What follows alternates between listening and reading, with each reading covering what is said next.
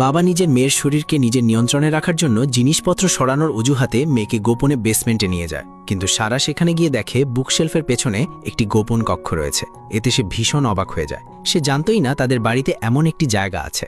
অন্ধকার পরিবেশ তাকে ভয় পাইয়ে দেয়, কিন্তু লোকটি তার নিজের বাবা হওয়ায় সে তেমন কিছু সন্দেহ করেনি। সে বুঝতেই পারেনি বাবার হঠাৎ করা একটি প্রশ্ন তার পুরো জীবন বদলে দেবে, ঠিক যেমনভাবে তার জীবন বদলে গিয়েছিল যখন সে প্রথমবারই বেটন গেম থেকে গেম খেলে লাভ করেছিল, যেখানে জেতার চান্স সবথেকে বেশি ও জেতা টাকা খুব সহজেই উইথড্র করা যায় নিজের অ্যাকাউন্টে।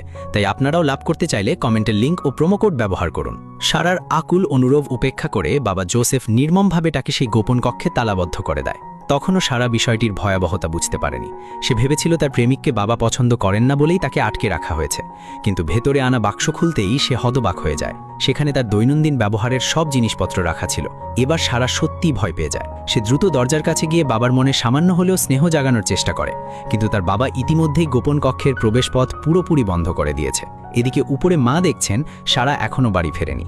এতে তিনি উদ্বিগ্ন হয়ে পড়েন। ছোট মেয়ে বলে হয়তো তার বোন বন্ধুর দাঁড়িতে গেছে এবং মাকে চিন্তা না করতে বলে, কিন্তু তারা জানতো না সারা ঠিক তাদের পায়ের নিচেই বন্দী হয়ে আছে। এই সময় সারা বারবার দরজার পাসওয়ার্ড দেওয়ার চেষ্টা করে, কিন্তু সে জানতো না টানা 3 বার ভুল পাসওয়ার্ড দিলে পুরো কক্ষের বিদ্যুৎ স্বয়ংক্রিয়ভাবে বন্ধ হয়ে যাবে, এমনকি বাতাস চলাচলের পাখাটিও থেমে যাবে। দম বন্ধ করা আতঙ্কের মধ্যে সে পুরো রাত কাটায়। পরদিন হঠাৎ সে বাবার দরজা খোলার শব্দ শুনতে পায় এবং দ্রুত একটি স্তম্ভের আড়ালে লুকিয়ে পড়ে। দরজা খোলার মুহূর্তে সে অন্য দিক দিয়ে দৌড়ে বেরিয়ে বাবাকে ধাক্কা মেরে প্রাণপণে পালানোর চেষ্টা করে, কিন্তু বাবা আগেই বেসমেন্টের প্রধান দরজায় তালা লাগিয়ে রেখেছিল। অসহায় সারা চিৎকার করে সাহায্য চাইতে থাকে। শেষ পর্যন্ত পালানোর সব পথ বন্ধ হয়ে যায় এবং বাবা আবার তাকে ধরে সেই গোপন কক্ষে নিয়ে যায়। সারা কাঁদতে কাঁদতে জিজ্ঞেস করে কেন তার সঙ্গে এমন করা হচ্ছে, কিন্তু বাবার উত্তর তাকে আরও হতাশ করে তোলে। আসলে সারা অনেকদিন ধরেই বাবার দম বন্ধ করা নিয়ন্ত্রণে অতিষ্ঠ ছিল।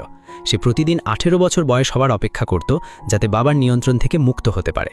বিশেষ করে প্রেমিকের সঙ্গে পরিচয়ের পরে এই ইচ্ছা আরও প্রবল হয়ে ওঠে। সে মায়ের কাছে 18 বছর পূর্ণ হওয়ার পরে নতুন জীবনের স্বপ্নের কথা বলতো, কিন্তু সে কল্পনাও করেনি যে দরজার বাইরে দাঁড়িয়ে তার বাবা সব কথা স্পষ্টভাবে শুনে ফেলেছে। সারার 18তম জন্মদিন ঘনিয়ে আসতেই বাবা সিদ্ধান্ত নেয় তাকে এমন একটি গোপন কক্ষে বন্দী করবে যার অস্তিত্ব শুধু সে নিজেই জানে। সে জানায় ভবিষ্যতে সারাকে সম্পূর্ণভাবে তার কথা মতো চলতে হবে, নইলে তাকে সারা জীবন সেখানেই থাকতে হবে। বাবার কথা শুনে সারা সম্পূর্ণ ভেঙে পড়ে। সে আবার লোহার দরজায় আঘাত করে জোরে জোরে সাহায্য চাইতে থাকে, কিন্তু সে বুঝতে পারেনি তার বাবা ইতিমধ্যেই তার পেছনে এসে দাঁড়িয়েছে এবং তার প্রতি অমানবিক নির্যাতন চালায়। এদিকে উপরে মা অনেকক্ষণ অপেক্ষা করেও সারার খোঁজ না পেয়ে শেষ পর্যন্ত পুলিশের কাছে অভিযোগ করেন, কিন্তু পুলিশও বিষয়টি নিয়ে সমস্যায় পড়ে, কারণ সারা ইতিমধ্যেই 18 বছর বয়সী। নিজের জীবন সম্পর্কে সিদ্ধান্ত নেওয়ার অধিকার তার আছে, তাই পুলিশের ধারণা হতে পারে যে সে নিজের পছন্দের মানুষের সঙ্গে স্বেচ্ছায় চলে গেছে।